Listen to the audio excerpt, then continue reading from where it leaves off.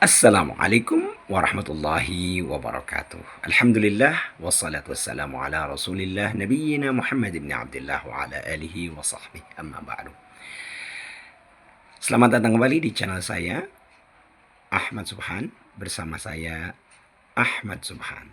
Dan terima kasih telah menonton video ini dan menjadi subscriber di channel ini.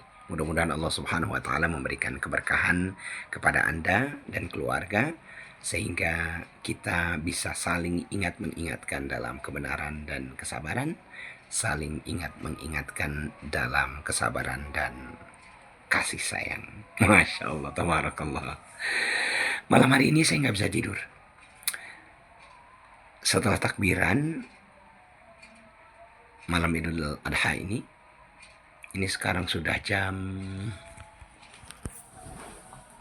12 malam lewat 10 menit. Mata ini masih agak susah dipejamkan. Padahal tadi jam 8 ba'da salat Isya itu kayaknya ngantuk banget. Akhirnya saya tidurkan sebentar. Ada sekitar 20 menit. Kemudian terbangun, kembali menuju ke masjid, takbiran sambil buat video live takbiran Idul Adha, dan balik pulang ke rumah sampai jam 12 lewat 10 masih belum bisa tidur. Mungkin husnudzonnya saya diminta untuk merenung. Nah, kita juga diminta untuk merenung tentang bagaimana peristiwa Nabi Ibrahim alaihissalam dengan keluarganya. Dalam hal ini Nabi Ismail dan Hajar, istri Nabi Ibrahim, ibunya Nabi Ismail. Betapa keluarga ini menjadi teladan, sehingga peristiwa ini menjadi peristiwa yang begitu besar pelajarannya bagi orang-orang yang beriman kepada Allah Subhanahu wa taala, sehingga umat Islam, orang-orang yang beriman, tidak kering dari teladan. Ya, pemimpin boleh berganti, akan tetapi keteladanan orang-orang yang beriman kepada Allah Subhanahu wa taala menyebabkan ketika mereka sudah wafat, peristiwa-peristiwa mereka yang penuh barokah itu seolah dinapaktilaskan kepada generasi selanjutnya. Benar gak tuh? Dinapaktilaskan. Artinya direnungi kembali, bahkan dijadikan syariat. Ya, bagaimana peristiwa haji banyak yang bentuk dari peristiwa-peristiwa pada saat Nabi Ibrahim dan keluarganya melakukan. Kemudian penyembelihan hewan kurban pun begitu, dan ini merupakan totalitas dari seorang hamba kepada Rabbnya yang ketika dimintakan untuk menyembelih anaknya sendiri, dia harus melaksanakannya dengan tidak melupakan komunikasi kepada anaknya, agar anaknya itu benar-benar terkondisikan memahami bahwa ini adalah perintah Allah Subhanahu wa taala. Masya Allah, Nabi Ibrahim dan Nabi Ismail, seorang ayah dan seorang anak yang benar-benar legend, ya, dan menjadi pelajaran bagi kita orang-orang yang beriman di akhir-akhir zaman ini, agar ketika Allah Subhanahu wa taala memerintahkan sesuatu dan sesuatu itu harus dilakukan, maka hendaknya kita lakukan dengan sebijaksana mungkin, agar peristiwa itu menjadi momen yang begitu epik bagi orang-orang selanjutnya. Tapi bukan hanya itu, peristiwa ini tumbuh dari kebiasaan Nabi Ibrahim alaihissalam yang memang benar-benar mendahulukan Allah subhanahu wa ta'ala. Setelah pencarian yang begitu lama terhadap siapakah Tuhan yang harus saya sembah, kemudian beliau melakukan penelitian, mengamati ya,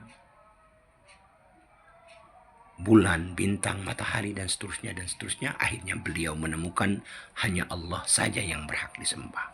Setelah itu ada peristiwa Abraham dan Nabi Ibrahim, singkat cerita, dilemparkan ke dalam api yang bergejolak.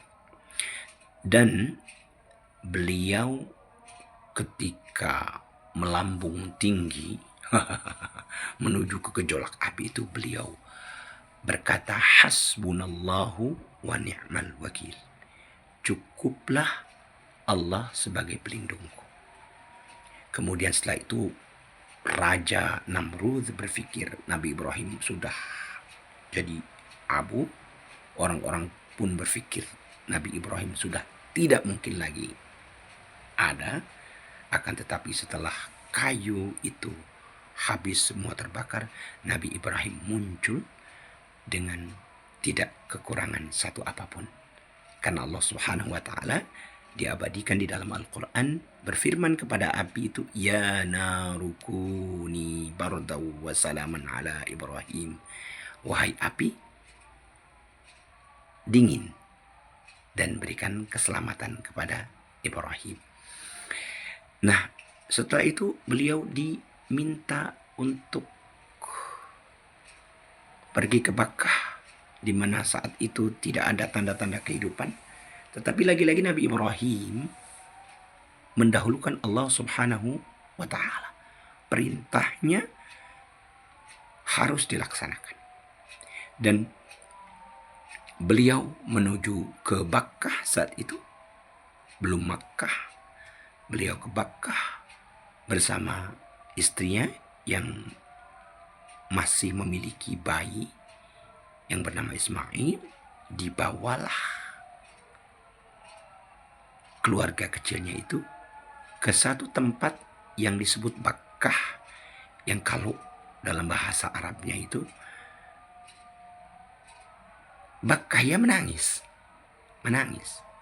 Kalau orang pergi ke sana karena nggak ada tanda-tanda kehidupan, ya mereka akan begitu kesulitan. Makanya disebut Makkah. Karena orang-orang di sana pasti akan menangis karena tidak adanya tanda-tanda kehidupan. Tapi Nabi Ibrahim dan keluarga kecilnya berangkat ke sana, menjalankan perintah Allah. Sami'na wa ata'na. Kami dengar dan kami taati. Perbekalan tinggal sedikit, beliau diperintahkan lagi untuk meninggalkan keluarganya menuju ke tempat yang lain. Pun beliau laksanakan. Istrinya bertanya berkali-kali. Akhirnya istrinya berkata, apakah ini perintah Allah? Dan kemudian Nabi Ibrahim menjawab, ya. Dan istrinya berkata, kalau ini perintah Allah, maka dia tidak akan pernah menyia-nyiakan kami.